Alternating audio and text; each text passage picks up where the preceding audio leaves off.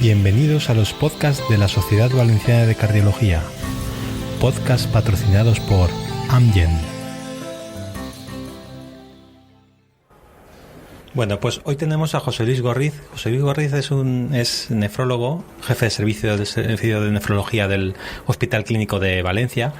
Y bueno, José Luis, los cardiólogos, que hay mucha relación también entre los medicamentos que utilizamos en cardiología habitual con la función renal, tenemos muchas veces miedo de que esos pacientes que iniciamos nuevos tratamientos, SGLT2, sacubitril/valsartán, los antiguos YECAs, etcétera, antagonistas de mineralocorticoides, y además que llevan combinados estos fármacos, que deterioren esta función renal y no sabemos si debemos de parar, si debemos de quitar, si tenemos que reducir.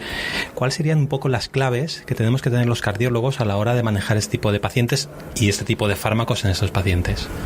En efecto, Lorenzo, es un tema muy importante y muy relevante en la clínica diaria. Los fármacos que estáis utilizando y que estamos utilizando todos en el paciente cardiorrenal son fármacos que mejoran el pronóstico. Estamos hablando de YECA-ARA2, antagonista del receptor mineralocorticoide, y estos pacientes lo que mejoran fundamentalmente son la congestión, sobre todo si el paciente necesita diuréticos, y mejoran el pronóstico cardiovascular del paciente. Es verdad que en estos pacientes pueden ocurrir deterioros renales. Clásicamente se había comentado que un deterioro renal más del 20-25% podía ser peligroso para el paciente, pero eso realmente no es así. Hay que distinguir entre un pseudo deterioro renal y un deterioro renal importante en el paciente. Cuando el paciente está congestivo y le administramos fármacos que lo puedan deplecionar y se produce un deterioro en la función renal, ese deterioro no supone ningún problema clínico siempre que se asocie a mejoría clínica del paciente. Es decir, yo tengo un paciente con una creatinina de 1,5 y me pasa a 2,2 de creatinina. Este paciente, si mejora su estado clínico, mejora su congestión, mejora su disnea y su situación de NIJA, a lo mejor el paciente tenía que quedarse con esos 2 de creatinina porque es su situación basal. En cambio, cuando un paciente no mejora tras tratamientos de la congestión, etcétera, probablemente se trata de pacientes con situaciones renales avanzadas, con fracción de eyección ventricular disminuida, y en estos pacientes sí que hay que replantear si ese deterioro renal puede asociarse a peor pronóstico. Es decir, al principio en muchos de los tratamientos, sobre todo diuréticos, antialdosterónicos, YECA o ARA2, hay un deterioro leve en la función renal, que es lo que llamamos un pseudo deterioro renal, se suele asociar a mejoría del pronóstico, y eso no supone ningún problema porque suele asociarse a mejoría clínica del paciente. Si el deterioro es hasta mayor, incluso diríamos del 50%, o que la cifra de creatinina sobrepasa 2,5-3, ya hay que plantearse otras actitudes para modificar tratamientos. Realmente estos tratamientos han mejorado el pronóstico de los pacientes. ¿Cuál es el precio de esto? Que hay que monitorizar más a estos pacientes para evitar que ese deterioro pueda complicarse más. Pues la verdad es que con esas aclaraciones nos dejas mucho más tranquilos,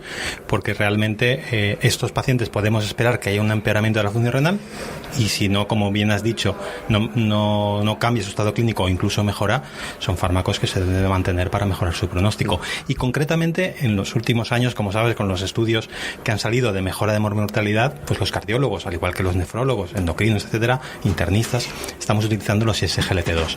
Y por ficha técnica, pues tenemos una serie de problemas a la hora de utilizarlos. Y ¿cuáles son los efectos que podríamos saber, o cuáles son los efectos que van a producir los SGLT2 en cuanto a la función renal? ¿La van a deteriorar? ¿La van a mejorar? ¿Qué sabemos de los SGLT2 con respecto al riñón? En general, cualquier fármaco que mejore la congestión del paciente se puede asociar con cierto deterioro renal, pero se va a asociar con mejoría clínica. Y esto se ha demostrado recientemente en estudios importantes, tanto en diabéticos como incluso en no diabéticos, con SGLT2. Los SGLT2 actúan a nivel renal disminuyendo la perfusión glomerular y la hiperfiltración glomerular, por lo que cabe esperar cierto deterioro renal hasta un 20, 25 o 30%. ¿Cuándo nos debe de preocupar? Nos debe preocupar en aquellos pacientes con muchísima dosis de diuréticos francamente deplecionados o hipotensos. Yo tengo un paciente que esté en un estado eubolémico, no me debe preocupar. Lo único que debo de tener en cuenta es que un SGLT2 va a bajar la presión arterial 2, 3, 4 milímetros de mercurio, y eso depende de la tolerancia clínica del paciente, porque muchos de vuestros pacientes con fracción de eyección disminuida presentan tensiones más bien justitas. Lo más importante es que el paciente veamos cómo está su estado de depleción, y si estos pacientes tienen muchísima dosis de diuréticos muy deplecionados y con presiones arteriales bajas, a veces lo que hay que hacer es ajustar el tratamiento diurético, reduciendo parcialmente la dosis de diuréticos que permitan asociar tratamientos con ISGLT2 que en el fondo tienen también un efecto depletivo diurético inmediato y otro efecto depletivo a medio y largo plazo para conseguir el beneficio de estos nuevos grupos farmacológicos sobre el paciente, que sin duda ninguna forman parte del puzzle de tratamiento global. De nuevo, esto supone mayor monitorización, especialmente decir al paciente pues toma de presión arterial, pero que estos deterioros renales van a ser en general beneficiosos porque mejora la congestión.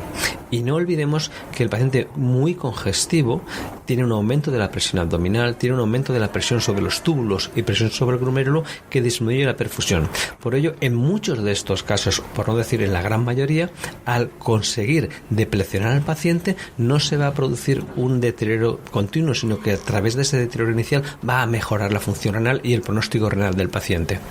Pues muchísimas gracias, José Luis. La verdad que nos aclaras mucho los conceptos de la función renal y los fármacos que mejoran el pronóstico. Y nada, pues muchas gracias y esperemos oírte pronto en el siguiente podcast. Gracias a vosotros.